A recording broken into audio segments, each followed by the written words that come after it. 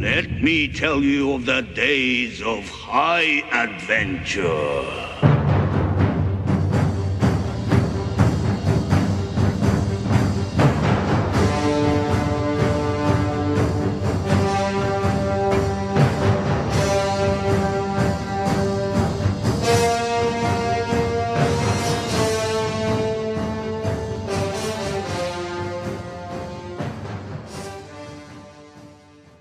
Hey there nation, and welcome to the show where we help you to play miniatures wargaming on a budget. It is I, Commander CheapSkate, and we are back with another edition of the Golden Age. This is our series of Warhammer Fantasy Battle Reports.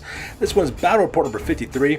It is fought between my friend Smelled Like Febreze with his Wild Hunt of the Wood Elves versus my army, the Garden of Nurgle from the Chaos Legions. So we're playing a 2,500 point battle on this one, playing a good old-fashioned battle line scenario. But looking forward to this one because, you know, it is my Nurgle, which is like my Garden of Nurgle, which is like a rotting, decayed forest versus a forest full of life and tree spirits and stuff. It's actually kind of cool. So with that being said, ladies and gentlemen, we're going to play some background music real quick. If you want to see exactly what the army lists are, go ahead and pause and take a look at your own leisure. So with that being said, let's get this battle report on a roll. Crom, I've never prayed you before. I have no tongue for it. No one, not even you, will remember if we were good men or bad, why we fought or why we died. No. All that matters is that two stood against many. That's what's important. Valor pleases you, Crom. So grant me one request. Grant me revenge. And if you do not listen, then the hell with you. Alright, so here's the scenario for this one. This one is Battle Line. It's a pretty simple battle report. Standard victory conditions apply, standard deployment rules. We're playing on a 4x6 table right across from each other. Good old-fashioned game of Warhammer. Doesn't get any better than that. Alright, so let's go and talk about the battle plan for this one real quick. As you can see, I'm deployed on the near side of the table, while my friend Smells Like Febreze is deployed on the far side of the table. And as you can see on this battlefield, there are plenty of woods spread out the entire battlefield, which is kind of a bad thing for me, because Smells Like Febreze has the special character Drika. She does have the Rouse to Wrath ability, which means that D3 units get to stay off the table and they can ambush later on at the end of the turn. So I do have to worry about that popping up. So that is a wild card situation I gotta worry about. At the same time though, my friend is playing a forest spirit army entirely made up of forest spirits, so pretty much my plan is just to kind of go forward and try to break them as quick as I can. There's not very many of them, so the units I do break and I can, you know, overrun and destroy, I can do that. So that's pretty much what my plan is. Most of my units are unbreakable, so I'm not really about my guys taking a break test and being destroyed, but you know, I am dealing with forest spirits and they have ward saves and everything else like that as well. The ones I'm really worried about though are his treatment. I'm really worried about Smells Like Febreze's Durthu character. That guy's pretty deadly in close combat. Same thing with the Sisters of Twilight, Naestra and Arahan over there on the right hand side. They're deployed on their forest dragon on this one. So I am a little bit worried about that. So what I'm planning on doing is charge across the battlefield, get to the center, destroy them as quick as I can, and defeat them that way. And that's pretty much my battle plan for this one. Alright, so here's my deployment for the Legion Nurgle here on the left-hand side. On the very far left-hand side, that is my Exalted Hero, Horticultic Slimex. He's got Chaos Armor, Shield, Halberd. He's got the Dawnstone as well as a Dragon Helm. And he's also got Poisonous Slime as well as Nurgle's Rot for Gifts. And he's also mounted on Mulch, his War Shrine of Chaos that is dedicated to Nurgle. Right behind him is my General, that is Haster the King in Yellow, my Demon Prince. He's a level 4 wizard with the Lore of Death. He has Chaos Armor, Demonic Flight. He also has for his magical weapons, he has Sword of Striking, Charm Shield, as well as the Dragonbane Gem. And he's also carrying a couple of gifts as well. He's got the Chaos Familiar, he's got Soul Feeder, and he's also got Scaly Skin as well. And then right next to them on the right hand side, that is my Dustman. That is a unit of 23 Warriors of Chaos dedicated to Nurgle. They have additional hand weapons and shields as well as full command. And in that unit is Festus the Empowered, my level 3 Lore of Nurgle special character. He gives this unit 5 at regen as well as poison attacks as well. And plus he has the shrouding abilities and makes all the terrain dangerous, which is not much of a problem for my buddy Smells Like Febreze because he has forest spirits, so they ignore the rules for terrain when it comes to forests.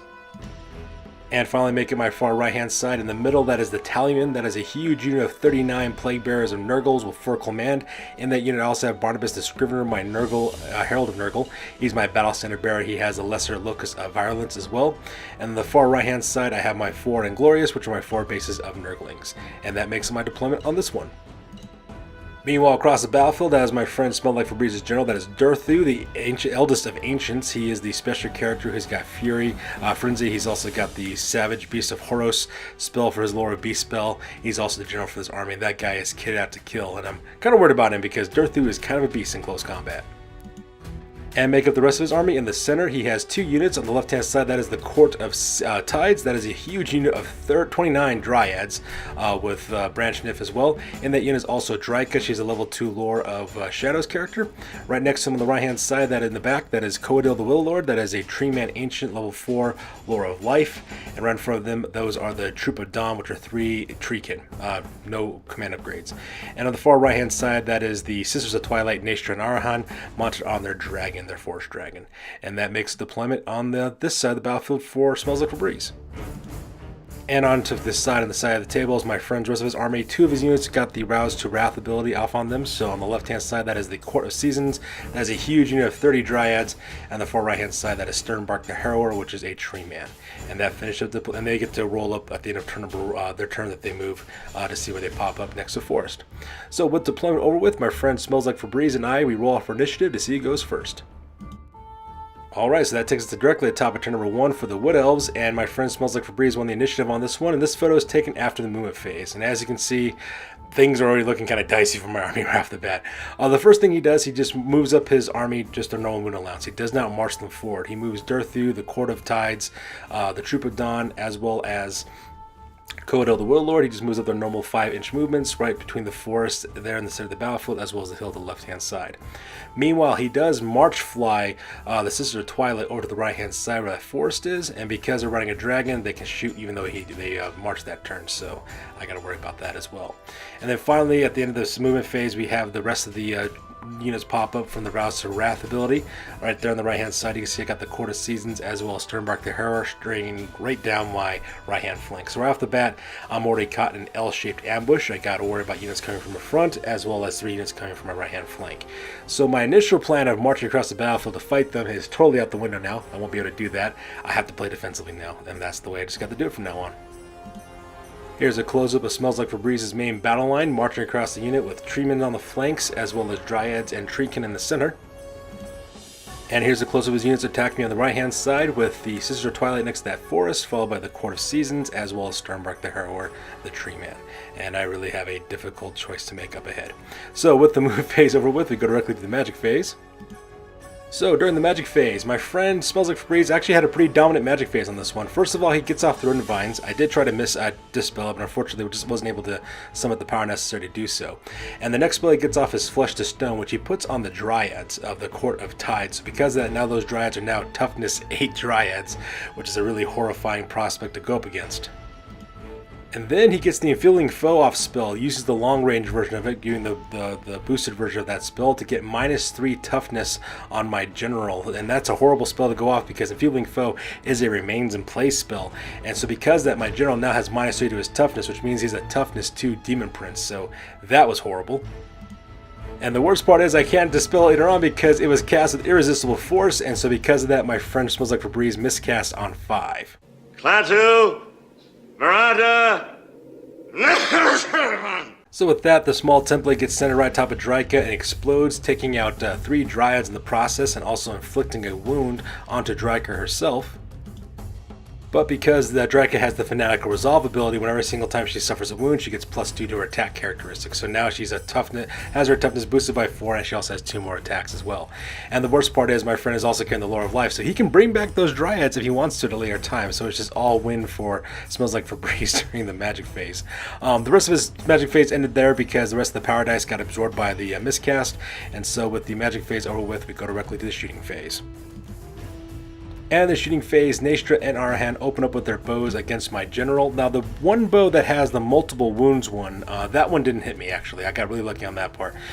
My friend Smells Like Febreze rolled a 1 for the hit, so because of that, he did miss that shot. However, it was the other girl who has the 2d6 strength 1 shots. She opened fire on him, and because my character's only toughness 1, she wounds on a 5 up, and she got like 11 shots. Managed to put 2 wounds onto my general, so that part was horrific seeing that happen, because now my general is only toughness 2, and he's that way for the rest of the battle report, which is really, really bad. So things are not looking very good for my army at this point. So with the shooting phase over with, we skip combat because there is no combat, and we go directly to the bottom of turn number 1 for the Legion of Chaos. Alright, so that takes directly to the bottom of turn number 1 for Legion of Chaos, and this photo is taken after the move phase, and I am scrambling because now I'm being attacked on all sides by forest spirits. So as you can see here, I do kind of like this fishhook type maneuver with my army. I first charge in with my Nurglings directly into the Court of Seasons to try to, tie them up. My friend stands and takes the charge, so because they're not engaged with that, buying me a turn maybe if I'm really lucky. I then march wheel my Tallymen to the right hand side so that way they can kind of intercept the Dryads or Sternbike the Harrower when they come charging at me. The only problem was I didn't have enough inches to move my unit enough to protect my right hand flank of my Tallymen. So worst case scenario is that my friend Smells Like Febreze blows through my Nurglings, charges me in the front with his Dryads, and then flanks me in the right hand side with Sternbike the Harrower. There's really not much I can do about that if it ends up happening that way. Meanwhile, I also kind of move back my Tallymans as well as and keep Horticultic Slimix as well as my General Haster the Yellow, King in Yellow. I keep them right where they're at so that way they can defend the left hand side. And this is the best I can do considering the situation that I'm kind of stuck in. Here's a close-up of the majority of my army surrounding the statue dedicated to the King in Yellow, trying to defend it against the forest spirits that are trying to kill me. And here's a close-up of my Nurglings from the Inglorious, charged directly into the Court of Seasons, hopefully buying me a turn or two and try to scramble around and try to find a way to survive things. So with the move phase over with, we go directly to the magic phase. And in the magic phase, the very first thing I do is I summon up Lord Tremendous once again. I get off the Giver of Glory off from my War Shrine for Horticultic Slimex. My opponent let me get that spell off because he was trying to stop other spells I was trying to cast at the same time. So because of that, I gave +1 toughness to Slimex, so that was pretty cool. Also gave +1 strength to Festus, which is also really good as well. But when I rolled for the champion, I rolled 2 6s and a 1. So because I decided to go with the Apotheosis ability from the Eye of the Gods charts, he successfully passed his leadership test. The champion does die, but I get Lord Tremendous a brand new Demon Prince, which is kind of good too because my original Demon Prince is kind of weakened at this point. So that part was freaking amazing. I love that at War Shrine. I do try to take a majority of my dice to get Curse of the Leper off in order to buff up the toughness of my general, Haster the King in Yellow, but it Smells Like Febreze used most of his Dispel dice to get rid of it. I did have 1 power dice left. In that case, I rolled a 6 to cast the Shroudling's abilities. So everything within 12 inches of Festus Empowered has -2 to hit against because they're in hard cover. So that part was pretty awesome as well. So with the magic phase, we skip the shooting phase because I don't do that, and we go directly to the combat phase. And the combat phase was an absolute slaughter for me. I lost half of my Nurglings and also had one of my bases take a partial wound as well, which was really horrific. I managed to do nothing against these Dryads. That was really, really tough. These Dryads are strength, toughness 4, so they're a little bit harder to hit against for the most part. So luckily for me though, under normal circumstances due to instability rules from demons, my Nurglings would have just been evaporated from the amount of combat resolution I lost by. But since I'm playing a Chaos Legion, Nurgle is an Ascendant, so I don't have to worry about losing anybody through instability, so that was the only saving grace that I had at that part. But then again, my Nurglings, that's what they're designed to do. They're designed to be a speed bump, and that's exactly what I'm doing with it. And that pretty much makes it the turn. So with turn number 1 over with, we go directly to the top of turn number 2 for the Wood Elves. Alright, so that takes directly to the top of turn number 2 for the Wood Elves, and this photo is taken after the move phase. And I'm going to be honest with you guys, if you notice, that Forest Dragon is charged directly right in front of my Tallyman. To be honest with you guys, I completely spaced that the Twilight Sisters of Twilight were located there. I think it's because that dragon is green and it kind of blended in with the forest, kind of like a camouflage type situation, so I totally forgot about that dragon. So anyways, the dragon charges directly into my front ranks and heads directly into the front of my Tallyman. At the same time, Friend of Smells Like Febreze, he sends in Sternbike the Harrower directly into the right hand flank of my Tallyman. So now I'm taking on 2 different monsters getting stuck in a pincer attack, so that part is kind of rough. I really have to be careful because if I can't weather the storm, my Nurglings will get evaporated. When that happens, those Dryads are going to charge directly into my front, and then I'm going to have to be dealing with 3 different units. So That was horrifying. And to make matters worse, my friend decides to move up his forces, not marching him this time, actually keeping him at distance. And I think the reason why is because Smells Like Febreze knows I like to countercharge with my forces. I like to my opponents to do all the legwork, and then I can charge into him and destroy him that way. So he is in no rush right now. He's just moving up his forces like normal, right before the forest, as well as the forest, as well as the hill there, and the left hand of the screen. So he's just keeping his forces there because he is in no rush to engage me. So that's pretty terrifying when you think about it. And that pretty much makes the move phase on this one. So here's a close-up of his main principal portions of his army, located right there in the middle of the table. They're standing next to the forest that they receive bonuses in close combat. And here's a close-up of Sternbark the Harrower, as well as the Sisters of Twilight, getting my Tallyman in a pincer attack. So that's absolutely terrifying. And finally, here's a close-up of my Nurglings when the Inglorious still engage with the Court of Seasons. So with the movement phase over with, we go directly to the magic phase. And in the magic phase, my opponent Smells Like Febreze taps Durthu and gives him the Savage Beast of Horos spell. Now he doesn't go for the small one, he goes for the boosted version. That way all the characters within 24 inches receive +3 strength as well as +3 attacks.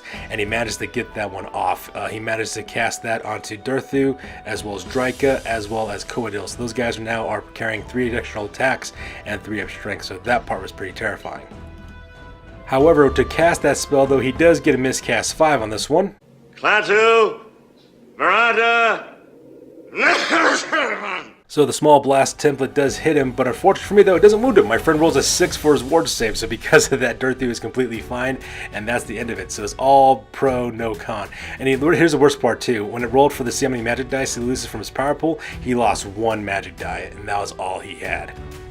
And to make matters worse, my friend uses Dryka's Enfeebling Foe ability for the -3 toughness on the Lower Shadow and casts it on my unit of Tallyman and manages to get -3 toughness on the entire unit as well. And here's the worst part. The worst part was she didn't. The character didn't get an irresistible force either. My friend Smells Like Febreze just made it by 1 point in order to cast that spell. So I'm liking my chances because I have a level 4 wizard. You know, I have a lot of magic dice still left over because he lost a couple of his from the powered dice. If you take away from the miscast, so I take 5 6-sided dice and I roll in order to try to beat it. And does anyone want to guess what my results are? My results are 5 1s. I kid you not. This is the roll that popped up when I rolled my 5 6-sided dice in order to dispel that roll. I rolled a 5 on that one. So with my 4 levels of my wizard, I end up doing nothing to stop that spell, and that spell goes off. And now my Tallymen are now only toughness 2 now because I lose -2 to their toughness as well. And this is what I kind of take it as a sign. I take this as a sign from Nurgle that he is not pleased with me for some whatever reason, and he's decided that I shall not do well this magic phase or in this battle, because you can see there. Oh my god, 5 1s. That's what it came up as. My friend was looking at it. We were like, that's shocking. So we had to take a picture of it to prove to you guys that that's exactly what happened, because that was insane. So when it comes to the combat phase, as you can see in this photo, I lose 23. Yeah, 23. I lost 23 Plague Bearers by the time it was all said and done, between the combat, between my opponents, between the Sisters of Twilight, as well as Sternbike just destroying me. Couple of reasons why that was the case. First of all is because even though it's a -2 to hit against because that Shroudling's off, it doesn't really affect breath weapons from that dragon, and that dragon's breath weapons are only strength 2. Well, I'm only toughness 2, so it goes right through it. So that Vastmer, I think she rolled like an 11 hits for that one. So Smells Like Febreze kills, I think, 8 of my guys just from that. And then Nature and Arahan, they attack as well, and they have really good weapon skills, so it doesn't really matter the -2 to hit against. So they destroyed a handful there. And they also had the Thunder Stomp from the dragon, and the dragon also attacked as well. Kathan Har, he attacked as well. So in the end, I think, let me see here, he looks like he killed 7, 8, 9, 10, looks like 11. Yeah, no, it's not 11. 13.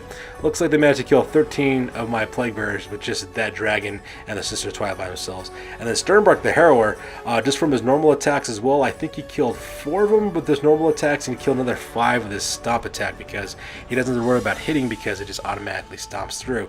And that just destroyed my unit like it's nobody's business. Luckily for me, I did win my combat. I did manage to pass my leadership test for combat reform, so I put him in a column formation to make him last a little bit longer. But man, man, that attack between those two monsters with my -3 toughness, that was horrific. Oh, I'm sorry, I'm not -2 toughness. I only have a toughness 1. That's right, that's all I had. So that's the reason why they were able to destroy me as bad as it was. It was just horrific. And I'm starting to feel the tides turning, if you know what I mean. I think the sands are shifting. And of course, my Nurglings got killed to the last man by the Court of Seasons. So now my Nurglings are gone, and now that huge, 30 Dryads is looking straight down the barrel of my right-hand flank. So with the combat phase over with, we go directly to the bottom of the turn for the Chaos Legion. Alright, so that takes directly to the bottom of turn number 2 for the Legion of Chaos, and it's this point that I realize that if I stay where I'm at, I'm going to get killed. So I decide to go for it. With a YOLO in the air, I just declare charges and I go forward as quick as I can. I can't stay where I'm located at because if I do, I'm going to get surrounded and killed. So hopefully what I can do is charge Smells Like Febrez's center mass coming in the front. Hopefully I can break through that and then maybe turn around and take care of everything else behind me. I mean, that's all I got because standing there dying is not exactly an option, so I decided to take the offense. So the first thing I do is I fly forward, I charge up with Haster the King Yellow, go directly into Dirthu. Now granted, I am carrying 2 wounds and I also have toughness 2, but I have a higher initiative. So my hope is that I can cause enough wounds and hopefully either kill or break Dirthu. That's my plan to do with my general because while he is weaker in terms of his toughness, he's still pretty strong and he can kill things. So that's what I'm kind of going with on that one. At the same time, I also charge in Lord Tremendous. I have him fly right across the battlefield directly into Coedel the Will Lord, and I'm engaging him in close combat as well. Yeah, it's kind of risky, but my Demon Prince is, well, it's a Demon Prince. This kid just kills, so hopefully I can take out that monster and take out Coedel the Will Lord. At the same time, I also charge forward with the Dustman directly into the Troop of Dawn, which is the unit of 3 Treekin, so I'm liking my odds there. I did try to charge forward with my Horticulix Slime Mix, but I failed my charge, so he goes forward about, I think, 5 inches when he ends up going forward at. And then, of course, I leave my Italian man to die because there's nothing much I can do about that. So here's a close-up of my units engaging into the center. You can see Lord Tremendous going up against Coedel the Will Lord, as well as my Dustman taking on the Troop of Dawn. And here's a close-up of Haster the King Yellow charging directly into Dirthu, as well as Horticulix Slamix taking up the back and trying to close the distance between them. So with the movement phase over with, we go directly to the magic phase. And in the magic phase, I managed to get River of Glory off once again, so because I got +1 toughness to Slimix, so that part was kind of cool. And I got +1 strength to Fistus as well, so now Fistus is 2 up strength, so that part was really awesome as well. Now the rest of my spells, I did try to cast off a couple of Lore of Death spells when my opponent dispelled all of them, so that was pretty much it. And when I tried to do my Shroudling spell, for Smells Like Febreze was ready for that one and managed to dispel Shroudlings as well. So that was the only thing I was able to get out from the magic phase. It was pretty lackluster. So with the magic phase over with, we skip shooting because I don't play that game, and we go directly to the combat phase. And in the combat phase, oh my god, the combat phase. It was horrifically bad. The combat phase was not good at all. As you can see, both of my Demon Princes are dead right now. So let's go ahead and talk about exactly what happened in the combat phase. So I attack with my character, Haster the King Yellow. So I go up against Dirthu on that one. I attack him 5 times. Of those 5 hits I managed to hit him with, I only managed to hit him twice. Of those 2 hits I managed to hit him with, I only wounded him once. And the 1 wound that I had on him went through his armor save, but when he rolled his ward save, because he's a Forest Spirit, he got a 6 up ward, and it stopped the attack. So I got nothing.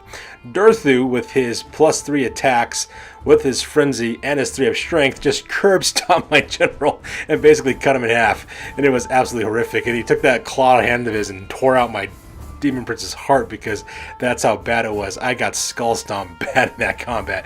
It was ridiculous. And at the same time, same thing happened to Lord Tremendous, because I was thinking, hey, it's just a Tree Lord Ancient. They're not really good at close combat. This should be easy. But I forgot that he got the +3 strength as well as +3 attacks. So while Lord Tremendous did manage to put a wound on him, which is, pretty admirable, I suppose. Man, that oh god, it was bad. I just got owned in the worst way possible. 2 Demon Princes killed in an instant, just like that, and they both just fall over and die because there's not much I can do about that part. So that was demoralizing, and at this point that I'm realizing I might not be winning this one. However, combat between my Dustmen as well as the Troop of Dawn was actually pretty good. They were unable to cause any injuries to my guys. It was a bunch of regen saves that ended up saving for the most part. And in exchange, I did manage to kill 2 of the Treekin as well, so that part was pretty cool. So needless to say, Smells Like Febreze had to take a break test, which he did not pass and he failed. His Treekin breaks and runs 12 inches past the Dryads as well as Coda the Warlord, but because they're immune to psychology, because they're forest spirits, it doesn't really bother them. I do chase to pursue, but I only go for 3 inches, so there's that, I suppose. Just short of that forest, so. And all, of course, sets me up for a perfect countercharge from my opponent's Dryads as well as his Treemen, so that was horrific. And to make matters worse, between the Sisters of Twilight as well as Stormbark the Harrower, they just smashed the rest of my tallymen. They just got slaughtered. Same thing with Barnabas the Scrivener. He just got slaughtered, and it was all kinds of bad, and it was just horrible. So there's now a rotted, decaying goop in the middle of the battlefield where my tallymen used to be at. And of course, they do a combat reform real quick, and now they're both staring at the back ranks of my dustmen, which means now that my dustmen are in a horrible position to where they can be charged by everything, and that is just absolutely terrifying. So with the combat phase over, we go directly to the top of the next turn for the Wood Elves. Alright, so that takes us directly to the top of turn number 3 for the Wood Elves, and this photo is taken after the move phase, and the worst thing happens of all time. The charges happen. That you're not being mistaken. That is my unit of dustmen being charged from all 4 sides. That is not a mistake. That is literally what happened just now. What ended up happening is that my friend decided to charge first with his Durthu. Durthu charged across the battlefield, through the forest, mind you, directly into my Horticulix Slimex. Now my Exalted Hero on a War Shrine is engaged with Durthu. At the same time, my opponent also declared a charge with the Court of Tides, and they make a successful charge directly to the left-hand flank of my Dustman. And then he charges forward with Codale, and Codale goes directly to the front of my Dustman. And then he sends in the Twilight Sisters, who charge to my right-hand flank and makes it to my Dustman. And then he charges with the Sternbark the Harrower directly into the rear flank of the rear lines of my Dustman, and he makes it as well. So now my Dustmen are completely surrounded by Dryads, Treemen, and Forest Dragons with killer twin sisters with bows, and then it's just bad. So yeah, that just happened. And to make things worse, he also marches up the Court of Seasons, which is a brand new unit of Dryads right behind, so that way he can charge it forward directly either into the back rank of my Dustman or into the back Horticulix Slimex to help out Durthu, because overkill is underrated. So here's a close-up of Durthu as well as Horticulix Slimex engaged in close combat, so I might be okay on this one because I do have 2 up toughness, so that part's kind of great. And here is a close-up of my Dustman. It caught in a full envelopment, completely surrounded on all sides, and these guys are not long for the world, I feel. And finally, here's a close-up of the Dryads, once again trying to march as quickly as they can across the battlefield in order to get to the fight as well. So with the move phase over with, we go directly to the magic phase. So we go directly to the magic phase, and once again, Durthu, that freaking madman, manages to get another large version of the Savage Beast of Horror spell off again, giving +3 strength and attacks to Durthu, to Dryka, as well as to, actually now I think about it, also to the Sisters of Twilight, as well as Coda the Warlord. So now all those characters are carrying +3 strength and +3 attacks. So that was crazy. And to make it more insane, from the miscast, my friend miscast 5 again. Klaatu, Marata. However, this time the explosion from the medical detonation did manage to stick on Durthu this time. He suffers another wound, so because of that, Durthu is now carrying 2 wounds, and they also managed to put a wound onto Horticulix Slimex as well. But still, there's got to be some kind of weird cosmic energy going on with Smell Like Febreze, because this is like the third 5 he rolled for his miscast. It's insane how many times he's been rolling that up. And not to mention, I rolled 5 ones. I don't know which chaos deity it is that has the number 5, but maybe they're watching us. Maybe. I don't know. It makes you think, though, doesn't it? And to make things worse, because when he rolled up for how many power dice he loses, he only loses 2 dice in his power pull total, so he still has plenty more left. Kodo the Warlord does cast Flesh to Stone again, once again on the Dryads, so now the Dryads are 4-up toughness, so these Dryads as well as Dryka now have 4-up toughness. The Dryads, I believe, are now toughness 8, and I think Dryka's like toughness 9 now, I believe. And because his magic just doesn't stop, Smell Like Febreze managed to get Shield of Thorn off onto her units of Dryads as well. So because of that, now they have strength 4 attacks after the end of each round of combat, because of the thorns poking the sides of my Chaos Warriors. And because 2 spells got off, my friend decided to take the 2 spells from his lore ability and put them on Durthu, and now heals up Durthu completely back to normal health again. So yeah, things are not looking very good. I'm taking this as a sign that I have lost favor with Nurgle in some way, and the Chaos Gods are punishing me for my hubris, and I'm just waiting for the inevitable destruction that is to come. So the magic phase over to go directly to the combat phase, and as you can see in this photo, my Dustman, as well as Felsus the Leech Lord, man, they just got owned in the worst way imaginable. They just got completely just smashed, just chopped to pieces. I don't think I even got it. I think I managed to kill. No. Yeah, I only managed to put a wound onto Coadil, I think is all I was able to do. Everything else is just, they just destroyed me. It was bad. It was really, really bad. I can't even begin to describe you how bad it was. And not to mention, Dorothy also managed to put 5 wounds onto Horticulix Slimex as well. So he has 1 more wound before he dies. Now, if you're wondering how come he's carrying so many wounds, it's because the way my friends and I play, if you're mounted on a chariot, we combine the profiles with toughness as well as wounds. We combine the wounds between the character and the chariot, and we go with the highest toughness, because that's just the way my friends and I like to play it. And as you can see there, that's what ended up happening on that part.